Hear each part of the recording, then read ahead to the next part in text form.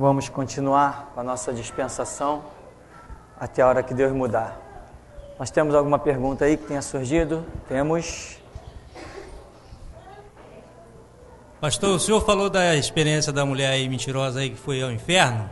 Nós temos alguma experiência de alguém que tenha ido ao paraíso? Seria possível ir ao paraíso? O que acontece?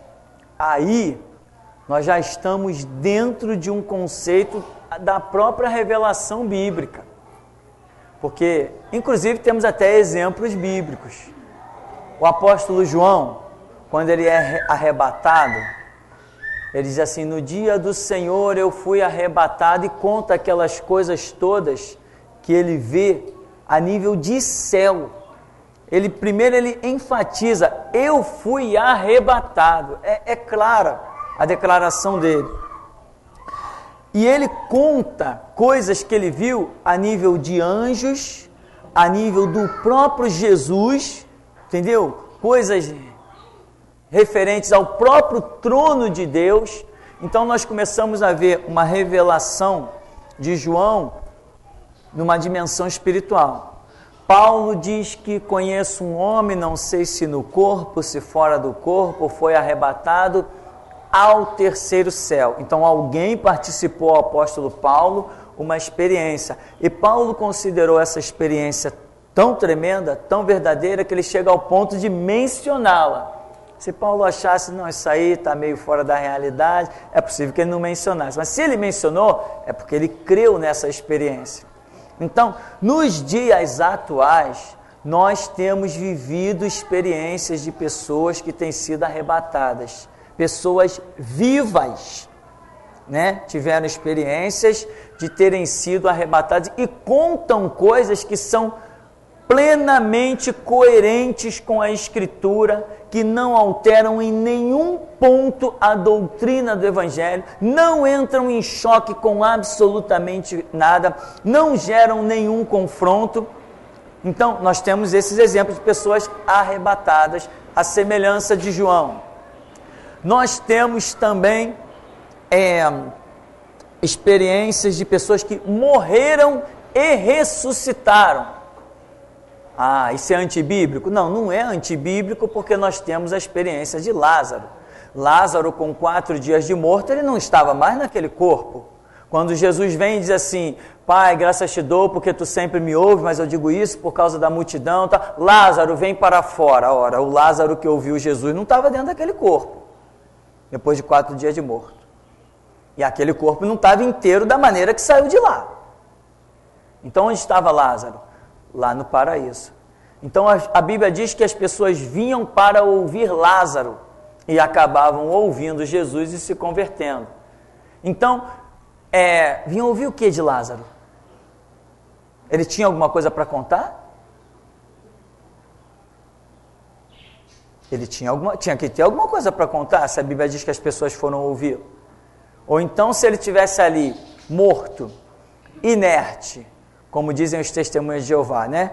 Em profundo sono, como dizem também alguns adventistas. Estou ali em profundo sono, não sei de mais nada, estou em alma adormecida, não está acontecendo nada comigo, não tenho sentido nem noção de absolutamente mais nada. Se Lázaro estivesse nessa condição, quando Jesus o ressuscitou, ele não teria nada para contar. Mas a Bíblia diz que as pessoas vinham de tudo que era canto para ouvir Lázaro, porque 4 dias depois de morto, né, meu irmão? Até eu queria ouvir esse cara. Ah, se não queria. Amigo, vamos almoçar lá em casa que eu quero te ouvir. Pagar uns 10 almoços para ele. Então, essa é uma realidade. Hoje nós temos testemunhos de pessoas, sim, que morreram. Eu conheci o testemunho de um homem com atestado de óbito e tudo, que ficou morto somente meia hora. Eu conheço outro testemunho de um homem que esteve morto por 24 horas. E um outro que ficou morto por menos, cerca de 12 horas. Testemunhos em que você, analisando, você não vê nenhum choque com a Escritura. Ao contrário, nós temos base para acreditar nesse arrebatamento ao céu, ao paraíso, ou como Paulo descreve, ao terceiro céu, né? Viu coisas que ao homem não é lícito falar. O que Paulo considera coisas que ao homem não é lícito falar? Será que a pessoa disse isso para Paulo, ou será que ele concluiu isso do que a própria pessoa disse? Porque ele não descreve o testemunho do homem, ele apenas menciona superficialmente. Então, o que nós não cremos é arrebatamento ao inferno. Isso está descartado. Não temos biblicamente nenhuma experiência e, particularmente, todos os testemunhos desse tipo que eu conheci, a igreja já está chegando ao seu fim. A era da igreja está terminando. E nós não vimos, senão um tal de Adão de Campos. Quem conhece essa praga? Ninguém conhece? É aquele da Deus é Amor, que diz que foi arrebatado ao inferno e ao céu. Aí foi no inferno. Lá está o demônio mexendo um caldeirão, né? Parece esses camaradas, se eles fizessem um contrato com Steven Spielberg, iam ficar rico. Demônio mexendo um caldeirão. Aí quando ele olhou dentro do caldeirão, o que tem? Os seus fios de cabelo, irmã. Tá tudo lá no caldeirão do demônio. Aí descreve o demônio como é que era, tal, o tamanho da colher e um monte de coisa. Aí haja besteira. Aí tá. Depois que ele descreve uma baboseira de inferno fora do comum, um mentiroso. Ele diz um monte de coisa, menos que os mentirosos não herdarão o reino de Deus. Aí depois o anjo, ou Jesus, o leva até o céu. Aí lá no céu, ele olha quando as irmãs vêm chegando, as irmãs que tinham morrido no Senhor e iam ser salvas. Quando vem entrando na porta do céu, lá está o anjo com a fita métrica na mão. Para quê? Não é para ver o número do teu sapato. Quando um que vem entrar, ele media o cabelo. Irmã, e lá no céu foi muito triste. Eu vi muito choro, muito pranto. Irmãs que pela falta, sabe, essas irmãs que aparam as pontas dos seus cabelos, por causa, faltava 1 centímetro, e o anjo dizia, você não pode entrar aqui, e até o anjo ficava muito triste em ter que dizer que não podia entrar ali, e aquelas irmãs choravam, e não podiam entrar. Ai. Quem aguenta isso, meu irmão? Quem aguenta uma palhaçada dessa? Você quer o testemunho dele de presente? Eu tenho cópia aí. Haja tortura. O testemunho do homem demora 1 hora ou mais. Falei, vou sofrer. Sofri ali durante 1 hora. E assisti, eu ouvi tudinho. Não é vídeo não, é áudio. Então, é muita baboseira. Todo mundo que diz que foi ao inferno, lá vem besteira. É o tal do Adão de Campos, que começou em Assembleia, foi parar em Deus é Amor. É a tal da Ellen, não sei das quantas, descreve também. É o tal da White, descreve coisa do inferno. Tem um livro aí escrito por uma mulher. E todo mundo fere, quando diz que foi ao inferno, fere as doutrinas bíblicas. Agora, com relação ao arrebatamento no céu, é bem diferente. Nós vemos essas experiências biblicamente falando e no dia a dia as pessoas que têm passado por essas experiências têm contado coisas tremendas que em nada ferem a doutrina do Evangelho. Qualquer experiência que ferir a doutrina do Evangelho não pertence a Jesus Cristo, porque Deus não se contradiz. Não pode haver contradição. Temos mais perguntas? Dentro desse contexto que o senhor está falando, né, que até o irmão falou sobre experiência, né, quem foi o céu ou o inferno. Mas dentro desse contexto aí, Lucas 16, a partir do verso 19, está bem claro, né, sobre a separação do abismo e do paraíso, né? Então, aqui está até escrito aqui no 22, Lucas 16, a partir do verso 22. E aconteceu que o mendigo morreu e foi levado pelos anjos para o seio de Abraão, e morreu também o rico e foi sepultado. E no Hades, que é abismo, não é isso? E no Hades ergueu os olhos, estando em tormento, e viu ao longe Abraão e Lázaro no seu seio. Então, dentro desse mesmo contexto que o senhor vem narrando desde o início, se a pessoa está no abismo, né, não tem sala especial, não tem nada, é abismo mesmo, é Sim. uma coisa só. E paraíso é o paraíso. E como o senhor falou, inferno é outra coisa, né? Não tem nada a ver com o abismo. Inferno é o final, que todos vão ser jogados para lá, é para sempre, né? Sim. Essa experiência, essa narrativa bíblica é interessante porque imaginamos assim, uma área cortada no meio, aí nós vemos lá na parábola do rico e do Lázaro, né? O Hades, que é inferno, Hades, ou chamado também Seol,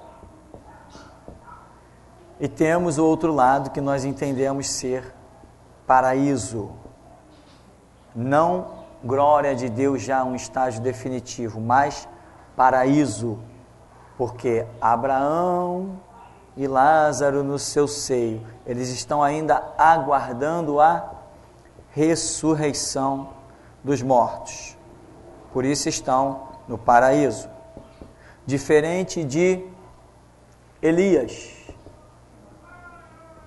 diferente de Moisés e talvez diferente de Enoque.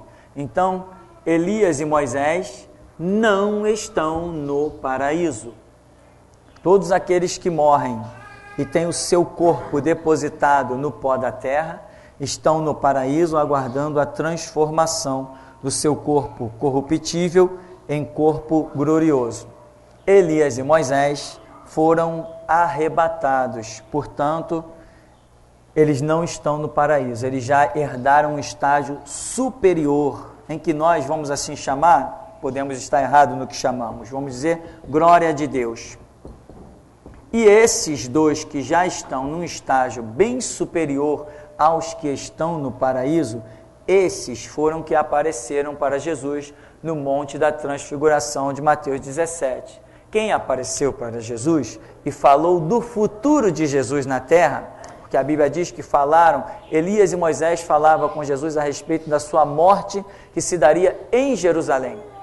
Não era qualquer um entre aspas, logicamente, não era qualquer um dessa massa que está no paraíso. Era alguém que já tem uma posição muito tremenda. Elias e Moisés estão então em outro estágio superior ao paraíso. Mas falando aqui, quando a parábola revela que olha, tem um grande abismo, de sorte que os daí não podem passar para cá, nem os daqui passar para aí. Então, diz que lá estavam no Hades, ou seja, no inferno, e estavam em tormento. Acabou a história. E diz que os daqui que estavam no paraíso estavam em descanso. Descanso é com cedilha? Quem sabe? Obrigado. Agradeço. Então, no paraíso estão em descanso, no inferno estão em tormento. Acabou as coisas. Definiu. Aí vem alguém e diz assim, não, mas lá no inferno tem uma partezinha aqui que o tormento é maior, tem outra partezinha aqui que o tormento é menor, tem uma partezinha aqui e essa aqui é terrível, existe uma tortura lá no inferno. Eu estou falando de coisas que eu já li em livros, tá? E testemunhos falsos que eu já ouvi. Outra partezinha aqui do inferno, aí a pessoa detona a visão bíblica e começa a criar um monte de suposições, de coisas que a Bíblia não diz. É aí que entra o terrível perigo. Então essas experiências, dizendo que foi no inferno, a pessoa começa a descrever um monte de coisa a respeito das quais Jesus não deixou a mínima parcela para permitir que a gente pensasse no fato. Jesus apenas diz que o Hades é um local de tormento, mas a pessoa vem e subdivide esta espécie de tormento, que uns que praticaram mais pecados vão sofrer mais, outros que praticaram menos pecado vão sofrer menos, mas não é esse o prumo que a Bíblia diz. Quando a Bíblia fala de condenação, a Bíblia não fala de mais ou menos pecado. Quando a Bíblia fala de condenação, ela só fala de um pecado. Amém? Você sabe qual é o pecado que a Bíblia fala quando ela fala de condenação?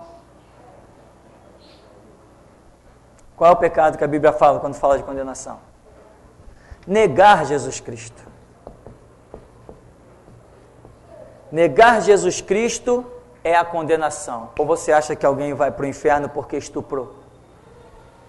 Você acha que alguém vai para o inferno porque praticava pedofilia? Vai para o inferno quem negar a eficácia do sangue de Jesus Cristo. Porque o sangue de Jesus Cristo nos purifica de todo pecado. Ninguém será condenado ao inferno por ser pedófilo. Será condenado por negar Jesus Cristo e a sua palavra. Ou seja, se a pessoa diz conhecer Jesus Cristo e ainda pratica os atos pecaminosos, na verdade ela não conhece Jesus Cristo, está negando o sacrifício de Cristo para o redimir. Então, esta é a condenação. Então, não interessa o que a pessoa fez. Não, aquele ali matou 500. Não, aquele ali só matou 1. Então, uma pena menor. Esse vai sofrer menos no inferno. Negativo. Isso é outro absurdo, essa história de sofrimento no inferno baseado em dor. Não existe sofrimento no inferno baseado em dor. No inferno não se sente dor. A Bíblia fala de tormento, não fala de dor. Jesus nunca disse que no inferno estariam sentindo dores. Não existe dor no inferno. A dor é um conceito exclusivamente vinculado a um corpo carnal. Este corpo sente dor. A minha alma e meu espírito não sente dor, mas sente tormento. Amém? Deu para entender? Quantas pessoas já se suicidaram? Não, aquela mulher não quer nada comigo, eu não quero mais viver. Está sentindo dor? Não, está sentindo um tormento na alma, uma angústia nos sentimentos. Aí vai correndo, pega um trampolim, vai da Ponte Rio-Niterói. Porque estava sentindo dor? Não, estava sentindo um tormento. Não existe... Agora eu vou pegar pesado, né, irmão? Não existe dor no inferno. Pastor, então como é que vai sofrer? Vai sofrer em tormento. Você quer? Eu não aconselho ninguém não, mas vou falar. Quem aí quer experimentar um dia sem a graça de Deus? Quem quer essa experiência? 1 hora sem a graça de Deus, quem quer? Quem quer? Se quiser, receba. Depois não me culpe. Ninguém quer. Por quê? Porque é 1 hora de tormento. A condenação no inferno é a ausência total da graça de Deus. A Bíblia chama de segunda morte quando ele define, apartai-vos de mim, acabou. Nunca mais, sai para lá. A Bíblia chama isso de segunda morte, que é a separação total de todo lampejo de graça, compaixão e misericórdia que Deus pudesse exercer. Acabou-se. Fechou o livro, encerrou a história. Hoje, eu vou te dizer uma coisa. O estuprador, o pedófilo, o homicida, o traficante, seja lá quem for, ainda existe a graça de Deus sobre ele. Ainda existe. Ainda é tempo de Deus derramar a graça dele. Ainda está derramando. A palavra de Cristo que ele veio buscar e salvar o que se havia perdido, ainda tem valor. E o Espírito Santo continua trabalhando. Queríamos nós que os traficantes entrassem tudo aqui para se converter. os pedófilos, os padres homossexuais e pedófilos, os pais de santo da macumba, que está tudo aí envolvido no homossexualismo. É tempo ainda deles se redimirem dos seus pecados, ainda é tempo. Então, aqui esse negócio, não, né? Eu esqueci o nome da mulher que escreve um livro, ficou todo mundo, caramba, agora eu me converti. Fala aí no microfone. O nome dela é Rebeca Blau. Rebeca Blau, um nome tão bonito. O nome do livro é A Divina Revelação do Inferno. A mentirosa revelação do inferno tinha que ser. Então, aí ela diz que lá no inferno tinha pessoas que sofriam mais porque o seu pecado tinha sido maior. Que loucura, pecado maior e pecado menor. Diante de quem? Só se for diante do diabo, que diante do meu Deus isso não existe. Quer uma prova? Não interessa o pecado que se tenha sido praticado. Qual o prumo do perdão? O sangue de Cristo. Não é isso? O camarada era pedófilo, estuprou 500 crianças. Qual o preço do pecado dele? O sangue de Cristo. Mas aquele ali cometia algumas mentirinhas. Poxa, mas a Bíblia diz que os mentirosos não herdarão o reino de Deus. Tá, mas ele era só um mentiroso, ele está fora do reino. Qual o preço do pecado dele? O sangue de Cristo. Ora, se o preço da condenação e salvação é apenas um, como é que eu vou atribuir diferença de sofrimento no inferno? Que palhaçada é essa? Quem tirou essa ideia? Da onde? Mas, aí vem uma Rebeca Blau, tá expert, já deu quantas vezes já leu esse livro, irmão? Mais 20? Só uma mesmo. Só uma, né? Então tu não pegou a essência do trabalho, tem que ler bastante. Então, meu irmão, esse negócio de revelação que foi ao inferno, ainda mais com esse negócio... aí dela descreve, acho que é essa tal de Rebeca aí. Acabei confessando que também já li o livro, né, irmão? Fazer o quê? Acabei confessando. Mas eu não li todo, não. Não suportei. Aí diz que passa num lugar lá, aí tem uma chama. As pessoas estão tipo num prato gigante, sei lá, e tem uma chama que de tempo em tempo acende e queima aquelas pessoas, aí apaga. Acende, queima e apaga. Acende, queima e apaga. Meu amigo, seria mais fácil dizer que Jesus fez um circo lá no inferno, né? E levou a Rebeca Blau como palhaça. Então, meu irmão, isso tudo é baboseira. Esse negócio de diferença de tormento. Porque o tribunal é um só. O tribunal é um só. E o prumo de salvação e condenação é um só. A cruz de Cristo salva e condena. Então, o veículo de condenação é um só, é o sangue de Cristo quando ele é rejeitado. Para quem? Para qualquer um. Lembra do maníaco do parque? Lembra de Fernandinho Beiramar? Lembra de... me ajuda aí. Tem mais ninguém, não? Lembra dos padres romanos? Tem cada história aí, né? Aquele repórter Roberto Cabrini colocou para fora coisa que ninguém nunca pensou de imaginar, né? Nunca pensou de assistir. Não interessa o pecado. O sangue de Cristo é o único veículo para purificar. E a rejeição a esse sangue é o único veículo para condenar. Então não tem esse negócio de cometer mais ou menos pecado, porque senão eu teria que admitir que não, aquele ali fez muitos pecados, então para ele 1 litro do sangue. Não, aquele ali cometeu só um pecadinho de nada, para esse uma gota. Aí eu vou e escrevo um livro, O Palhaço do Santo Cristo. Não posso criar essas ideias todas, tá ok? Então quando você vira essas coisas tipo... eu fui no inferno. Você diz assim, não, você ainda vai. Pastor, eu estava conversando com um colega, um irmão em Cristo. Ele estava falando que um membro da igreja onde ele congrega, se eu não sei se foi com 11 ou se foi com 12, não tenho a certeza, uma dessas duas idades, foi batizado com o Espírito Santo. Uhum. Eu queria saber se há possibilidade disso. E outra coisa, a pessoa que fala em línguas, ela é batizada do Espírito Santo?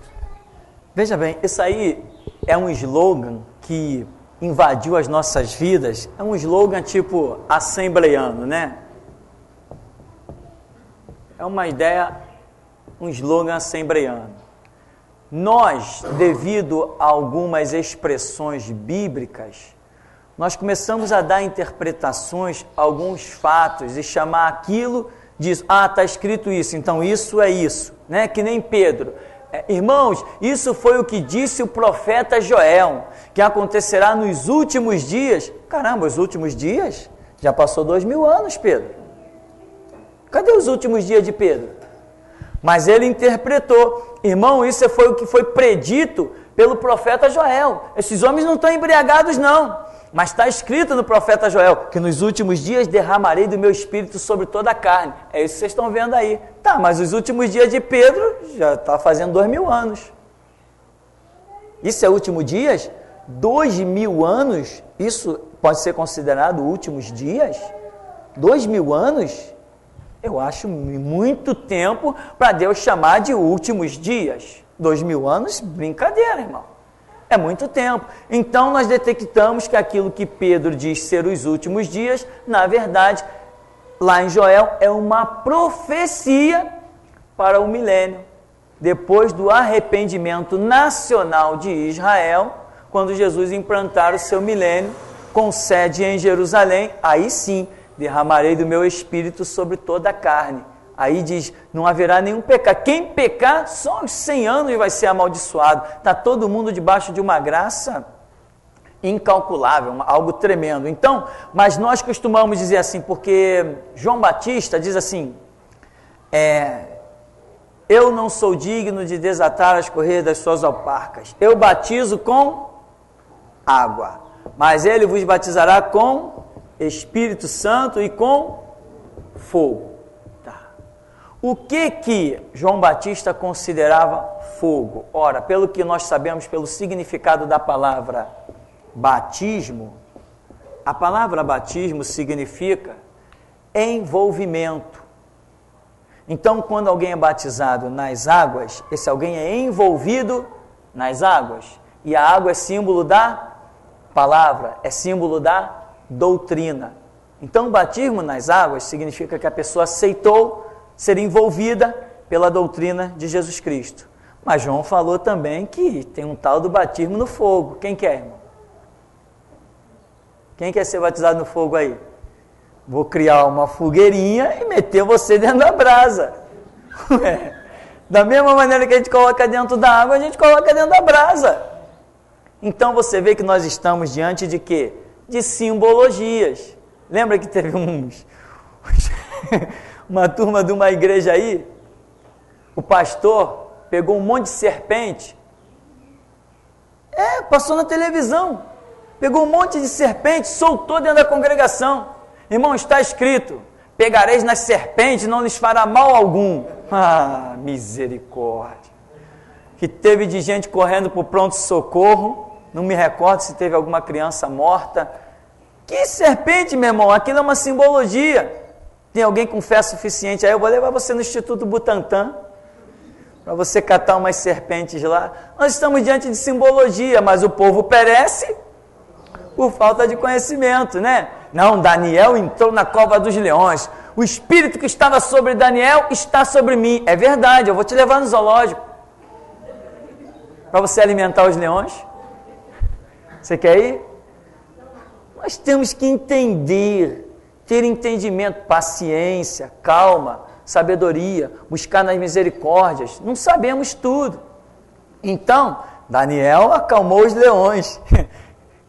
Que surjam outros Daniéis, porque eu não sou domador. Estou fora, irmão. Só o rugido daquele bicho já me faz tremer. Se alguém disser, a jaula está aberta, opa, onde está meu carro?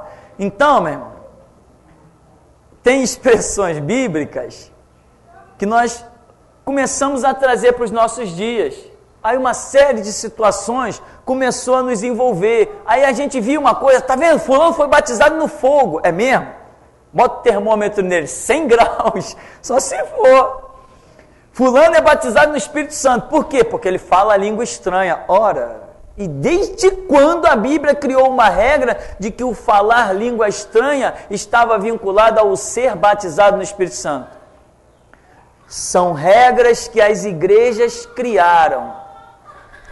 Eu não falava língua estranha, mas pregava nas praças, pregava nos morros, quando o pastor faltava eu pregava, nos trabalhos que a igreja fazia fora, não iam, os irresponsáveis que marcavam e não iam, o pessoal vinha pedir para eu pregar, eu pregava, eu carregava cadeiras para a igreja, eu carregava fio nas costas, eu carregava equipamento de som, e eu não era o batizado no Espírito Santo, eu não falava língua estranha. Aí os que falavam língua estranha, estavam por aí falando língua estranha, enquanto isso eu estava trabalhando. Você quer falar língua estranha ou você quer trabalhar? Você quer um título ou você quer uma função? Tem gente por aí nas igrejas que querem título. Não, meu irmão, o que vale é ter uma função. Se Jesus diz assim, ô meu escravo, ô meu servo, eu tenho uma função para você. Opa!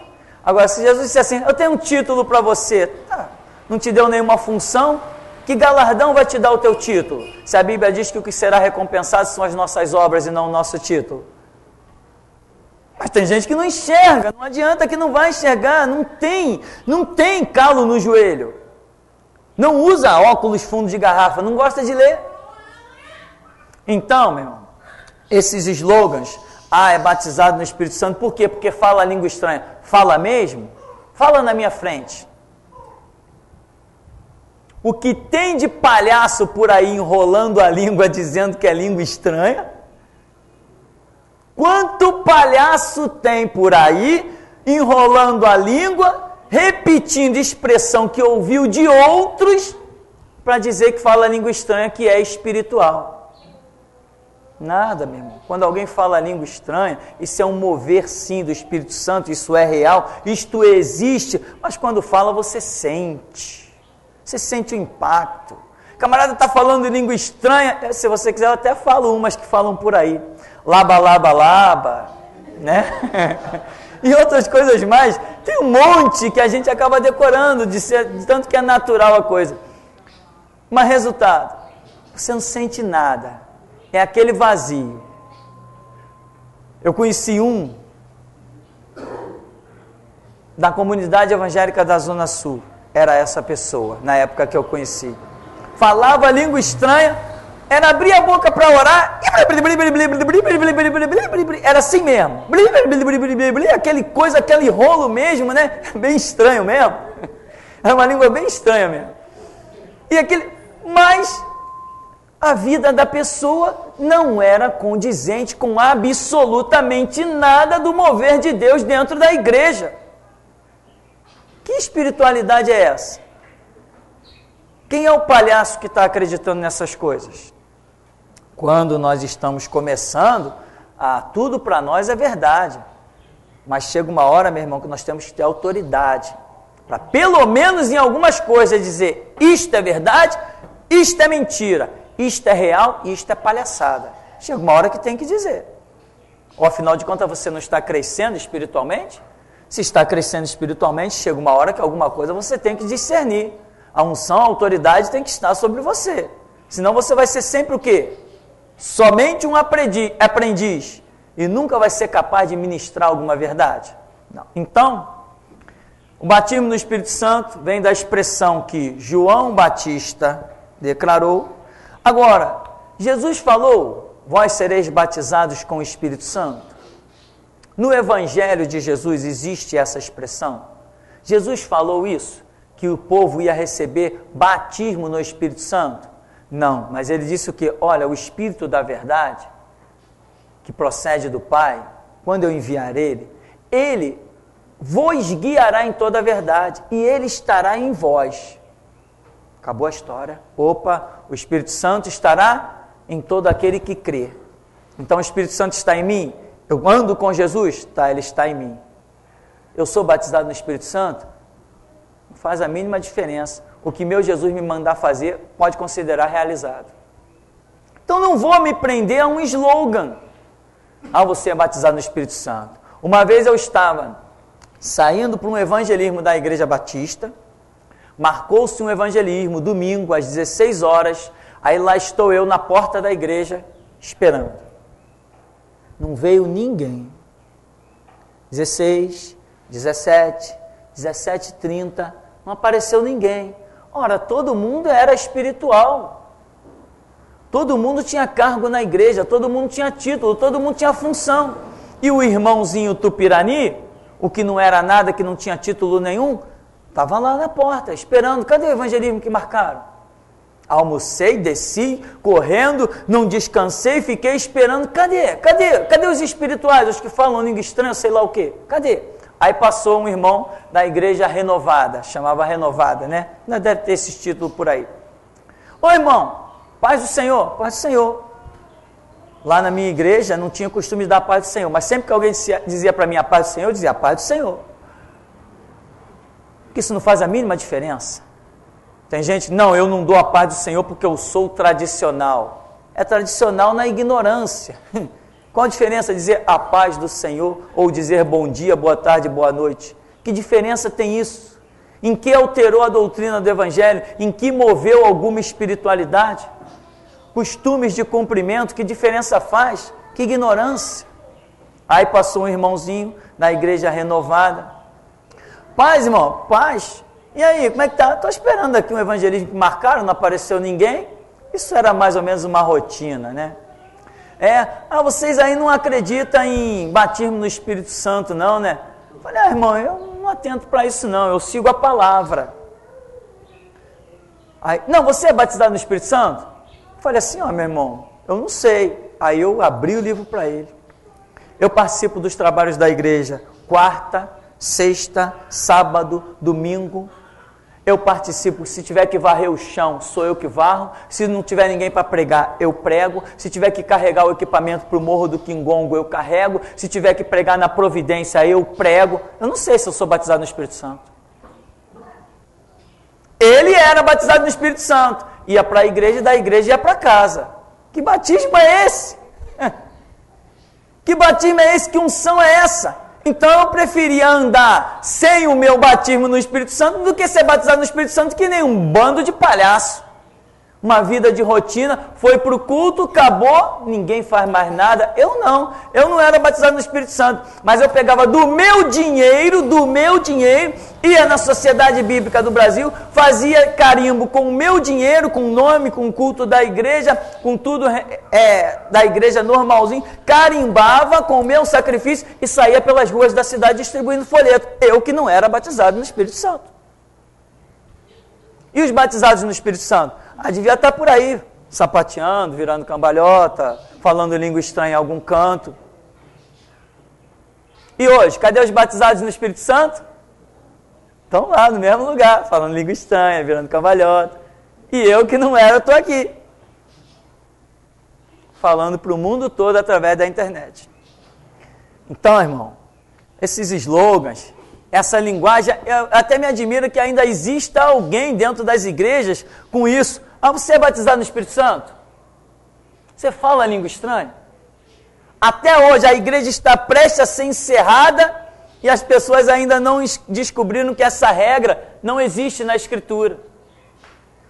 Irmão, que nem um falou para mim, eu sou batizado no fogo. É mesmo? Já abandonou as suas mulheres extras? Sou batizado no fogo. Já sei que fogo ele é batizado. Deixa isso para lá. Né? Vamos deixar isso para lá, não interessa mesmo. Deixar para lá. Então, meu irmão, você tem que caminhar, seguir a palavra, seguir a Escritura. Entendeu? Jesus ensinou. Jesus falava língua estranha? Ele não era batizado no Espírito Santo. A Bíblia nunca registrou que Jesus falava língua estranha, ele se não era batizado no Espírito Santo. E a profecia de Isaías, o Espírito Santo de Deus está sobre mim. Deve ser com referência a outro alguém, não era sobre Jesus. Não falava língua estranha. só fala língua estranha. Se tem o Espírito Santo, tem que falar língua estranha. Então, a igreja está prestes a sair da terra. E ainda tem um monte de gente com um monte de palhaçada que não vai levar a lugar nenhum. Quanta gente bate no peito, sou batizado com o Espírito Santo. É mesmo? Amém. Aí vem outro, eu sou batizado no Espírito Santo. Amém. Irmão, agora eu estou buscando batismo com fogo. Tá? Amém. Não tem sentido, irmão. Sou batizado no Espírito Santo, sou batizado com fogo, eu tenho título e eu não faço nada? A minha vida não é usada para nada? Só para quando eu estou dentro da igreja. Dentro da igreja eu sou tal. Todo mundo dizia lá, o irmão deu cambalhota, deu um salto mortal, enrolou a língua, quebrou os dentes, qualquer coisa. Não tem sentido. Cadê o serviço? Cadê o trabalho? Um título para mim, meu irmão, é lixo. Qual o título de Jesus na terra? O carpinteiro? O Galileu? Era esse o título de Jesus? No máximo que alguém dizia para ele, Senhor. Ninguém diz, ilustríssimo Senhor, reverendíssimo Senhor. E, no entanto, ele era quem era. Amém? Quando eu era da Assembleia, eu cansava de ir às vigílias para ser batizado no Espírito Santo. Eu fiquei 8 anos indo à vigília e eu vi uma porção de pessoas serem supostamente batizadas, saíam pulando, outras falando em línguas, faziam uma porção de palhaçada. Eu falei, poxa Deus, por que eu já venho aqui há 8 anos nessas vigílias e o Senhor nunca me batizou? E até hoje eu não sou batizado no Espírito Santo. Irmão, porque o irmão estava no lugar errado. O negócio é o seguinte, as pessoas que pulavam, saltavam, elas faziam um curso na escola de circo. O irmão queria fazer as coisas dentro da igreja, não dá. Então, meu irmão, isso aí, veja bem, o irmão lembrou bem, porque eu conheci o testemunho de uma pessoa que me escreveu, dizendo, pastor, eu fiquei decepcionado com a igreja. Por quê, irmão? Porque eu via todo mundo na igreja, ia para a vigília, ia para não sei, essa história aí, né? Ia para o monte e as pessoas eram batizadas no Espírito Santo. E eu clamava e nada. Clamava e nada. Aí eu me entristeci com Deus e eu falei, Deus, por que o Senhor não me quer dar do seu Espírito? Então eu abandonei a igreja. Quem subiu o monte mais alto é batizado mais rápido. Eu fui subir um monte de mesquita, levei um tombo. Levou um tombo, né, irmão? Subiu e levou um tombo. Qual é a realidade? Então vamos pegar um foguete e... Quer dizer, olha a que ponto chega a concepção de um ser humano. Quem subiu o monte mais rápido, quem for para o monte mais alto. Aí a gente pega essas frases, essas palavras e traz para a Escritura. O que nós vemos? Absurdo, palhaçada. Tem pergunta aí? Estamos quase encerrando. Uma pergunta do Pedro, pastor. Ele diz assim, pastor Tupirani, eu tenho 10 anos e quero entender aquilo que dizem sobre Jesus ter ido ao inferno depois que ele morreu, para falar de Deus e pegar as chaves da mão do diabo. Como a Bíblia explica isso? Isso foi assim mesmo? Porque o Senhor disse que o diabo nunca esteve no inferno? Exatamente. Nunca esteve, né? Quando lá for lançado, não sairá mais. É a consumação.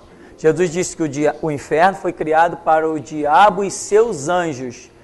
Ou seja, os demônios, né? Anjo é mensageiro. Existe mensageiro de Deus, mensageiro de homem, mensageiro do diabo. Então, quando o diabo for lançado lá, não sai mais. Agora, essa doutrina que diz que, né? Como Paulo escreve, que o Senhor Jesus pegou as chaves da morte e do inferno e triunfou de principados e potestades, expondo-os na cruz.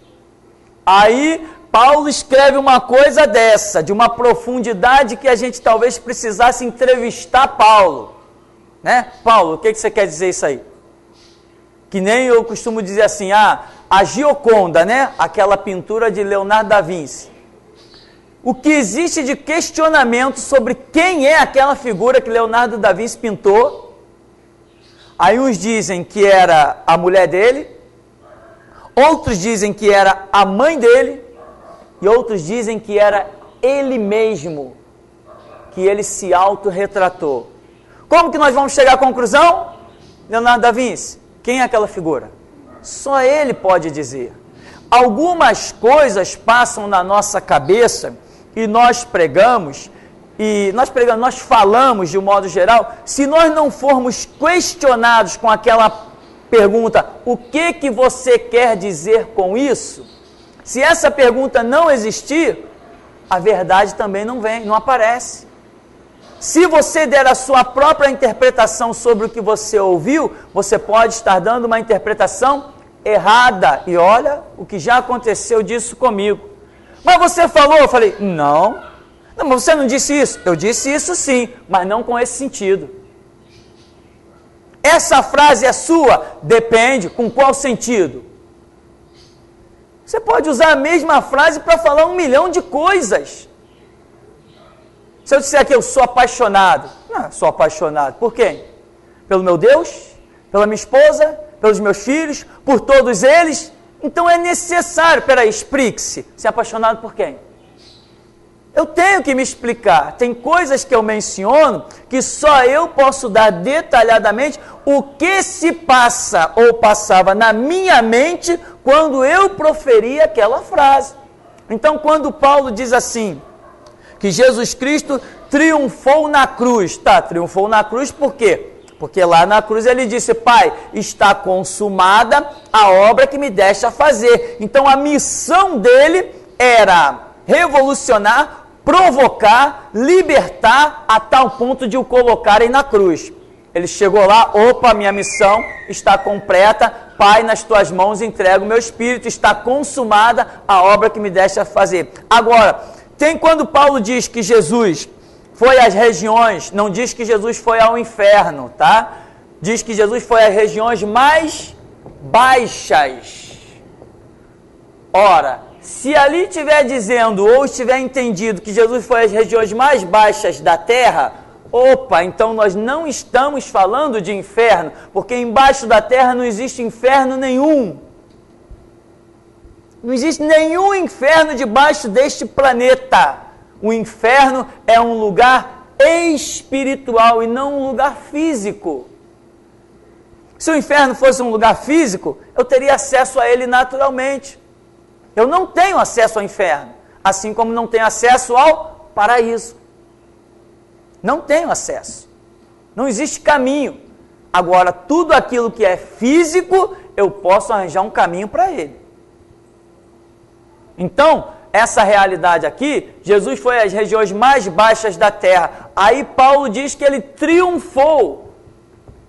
Triunfou de principados e potestades, ou seja, triunfou dos demônios. Como Paulo também usa o termo, tomou as chaves, né, da morte e do inferno.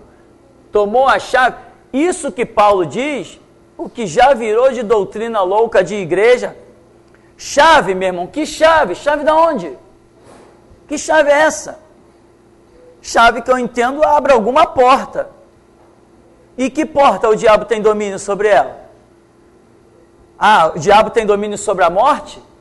É? Desde quando o diabo tem domínio sobre a morte? O diabo tem poder de matar alguém? Se Deus não permitir? Não, então quem é que tem o domínio sobre a morte? É Deus, não é o diabo. O diabo tem domínio sobre o inferno? Não, ali é o futuro lugar da prisão dele, eterna. Como que ele tem domínio sobre aquilo? O que Paulo está pensando? Eu não sei, eu estou aguardando. Qualquer hora que eu chegar lá, tem uma entrevista com ele. Então, 1000 coisas se desenvolvem fundamentadas em uma expressão bíblica de Paulo. O que Jesus falou sobre isso? Nada. O meu conselho é quando Jesus faz silêncio, que nós também façamos. Se a Bíblia diz, né, que nem aquela história, depois que Jesus morreu na cruz, vários sepulcros foram abertos e os santos que haviam sido mortos no passado entraram na cidade, foram vistos por muitos e a Bíblia silencia. O que eu vou falar sobre isso? Eu não posso falar nada. A Bíblia silenciou, quem sou eu para falar? A Bíblia diz que realmente ressuscitaram e entraram na cidade e foram vistos. Acabou a história? Se acabou a história para mim também. Senão eu vou extrapolar, eu vou passar à frente da Escritura. Se eu passo à frente da Escritura, eu não sou mais servo, eu sou louco. Então, não diz que Jesus foi ao inferno, mas às regiões mais baixas da terra. Aí alguém diz assim, Jesus foi ao inferno. Opa! Regiões mais baixas, para mim, não é igual ao inferno.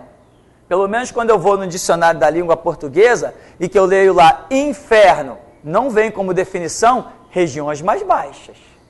Não vem como definição na língua portuguesa um lugar físico. Nem isso não vem. Então, alguns criam as suas próprias concepções.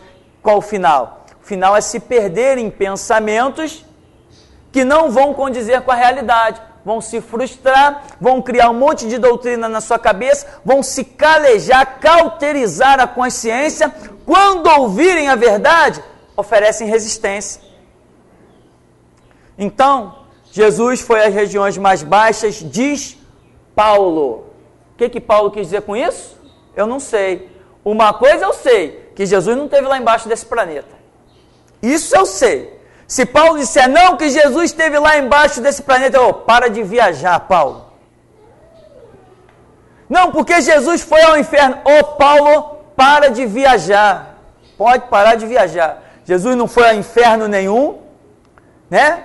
Por mais que se... Não, tem uma margem de pensamento. Que margem de pensamento? Eu tenho que andar naquilo que é verdade absoluta, não numa margem de pensamento. Se é uma margem de pensamento, eu digo apenas que é uma margem de pensamento. Uma margem de pensamento não é a verdade absoluta. Então, Jesus foi às regiões mais baixas? Aonde é isso? O que Paulo quis dizer com regiões mais baixas? Inferno? Se ele quisesse dizer inferno, ele teria dito, Jesus foi ao inferno. Ele conhecia a palavra inferno? Então, meu irmão, a realidade é essa. Existe aí uma expressão confusa e cuja a tradução que tem sido aplicada a ela, muitas vezes não é aquela que eu concordo, né? Pastor, do que o senhor acabou de falar, né? Aqui em Pedro 2, Pedro 3, né? Pedro 2, capítulo 3. Diz que o Senhor Jesus, só para adiantar, sim, pregou aos espíritos em cadeias. Não. Do que o senhor está falando, que Paulo diz, onde causa muita confusão. No Pedro 2, capítulo 3, no verso 16. Falando disso, como em todas as suas epístolas, entre os quais há pontos difíceis de entender, que os indoutos e constantes torcem igualmente outras escrituras para a sua própria perdição. Que Pedro vem falando sobre o que Paulo fala nas epístolas. A dificuldade. É difícil de entender. E as pessoas torcem, né? Para a própria condenação. Justo, desviando o foco. Né? Perfeito. Então, bem lembrado. O próprio apóstolo Pedro fala a respeito de Paulo, que Paulo escrevia coisas difíceis de entender. E olha, nós estamos falando de Pedro, que andou com Jesus. Então, essa má interpretação, Pedro chega ao ponto de dizer, tem gente que distorce isso aí para a própria perdição. O que é o distorcer? Por exemplo, Paulo disse isso, então se Paulo disse isso, mas espera aí, eu posso ter uma interpretação X, mas se essa interpretação X criar uma confusão com o evangelho de Jesus, então, pode parar. Mas as pessoas não, elas seguem naquilo que elas acreditam, se tornam os poderosos teólogos e caem no abismo. Pastor, aí tem uma pergunta da Renata também sobre esse versículo de 1 Pedro 3,19, a respeito do fato de Jesus ter pregado aos espíritos em prisão, segundo Pedro escreve. Sim, porque Jesus pregou aos espíritos em prisão. Mas ele vem fazer antes, ele vai mencionar nos tempos de Noé, a rebeldia dos tempos de Noé. Então, essa prisão, as pessoas falam, prisão? aí pensa logo no natural, tipo, morte, sumiu, deixou de existir, foi sepultado, mas a Bíblia não trata a morte como isso. Então, prisão, o que é uma prisão? Para nós, quando se fala prisão, você vê logo um monte de grade na sua frente. Isso é o conceito de prisão, mas não é esse o conceito de prisão. Porque a Bíblia diz que Isaías 61 diz: o Espírito do Senhor Deus está sobre mim e me ungiu para pregar libertação. Ora, eu nunca vi Jesus pregar para nenhum presidiário. Ele nunca pregou para nenhum presidiário. Então, o conceito de prisão da alma não é um conceito de prisão do corpo, não é um conceito de prisão físico. Então, as pessoas, por causa dessa passagem de Pedro, ousam dizer que Jesus morreu na cruz, foi lá aonde pessoas estavam aprisionadas depois de terem sido mortas, ou seja, os que morreram no Antigo Testamento, e que Jesus pregou para eles. Pregou em que sentido? Para se arrepender de quê? Ora, se alguém está lá em prisão e recebe uma bandeja dessa, então Jesus arrancou todo mundo de lá, que ninguém seria doido de dizer que não queria. Que desigualdade? Não, salvação e condenação é decidida aqui, sobre a face da terra. Pastor, eu li uma publicação de que os cientistas canadenses fizeram uma experiência com uma sonda adentrando a Terra. E eles chegaram a tantos metros de profundidade que chegou a um ponto que a sonda não descia mais. E que eles escutaram vários gritos de dor de pessoas que estavam sofrendo e tal, e aquilo foi espalhado para o mundo, que era o inferno. Então eu fiquei confuso com aquilo. Na mesma semana eu fui para a igreja e o pastor Abílio Santana pregou sobre esse fato. Ele falou: eu quero confirmar aos irmãos que o inferno realmente existe, porque os cientistas tais e tais chegaram a uma profundidade tanta que a sonda não batia mais nada e ele achava que era um espaço muito grande embaixo da terra, que o inferno existia porque havia gritos de seres humanos, gritos horríveis. E ele confirmou na pregação dele que o inferno existia. Só na pregação dele mesmo. Né? Que esse fato é real. Que o inferno existe, nós sabemos porque Jesus falou sobre ele. Então é fato consumado. Existe o inferno. Eu não quero nem dar passadinha nem na porta para comprovar isso. Para mim basta a palavra de Jesus. O inferno existe. Agora, essa história dessa sonda e gritos e não sei o quê. Tá, mostra então, já que estava ouvindo gritos, dá um jeito, grava, filma, faz qualquer coisa. Gravaram e botaram na internet e eu ouvi. Mas o que eu ouvi não foi grito nenhum.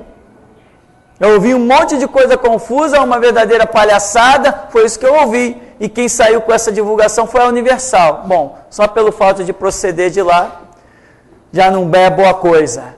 Vamos encerrar então? Tem mais perguntas? Tem. Só mais uma para a gente concluir? É uma pergunta do Dijari Cláudio. Pastor, aonde se enquadra na Bíblia, no templo da Bíblia, onde o texto de Daniel 12:12, que diz: bem-aventurado que espera e chega até 1335 dias? Não sei. Ainda não sei onde se enquadra. Dá uma ideia de que é necessário que aquele povo daquela época tenha uma perseverança um pouco maior, permaneça firme em uma dada situação, porque aquela situação ali vai se estender e vai exigir uma perseverança maior. Mas exatamente em que se enquadra, eu absolutamente não sei. Estou apenas mencionando o entendimento que eu tenho, porque a Bíblia vem e fala de 1260 dias, depois vai dar essa extensão aí de uma situação em 1335, né? Em 1335 dias. Então, quer dizer, vai além dos 1260 dias. Eu, particularmente, penso, não é nada a nível de revelação bíblica, eu penso que para aquele povo dessa época vai ser exigida ali naquela situação um pouco mais de perseverança para alcançar alguma coisa de Deus, mas é só o que eu penso. Então, eu prefiro dizer que não sei. Amém? Vamos ficar por aqui então?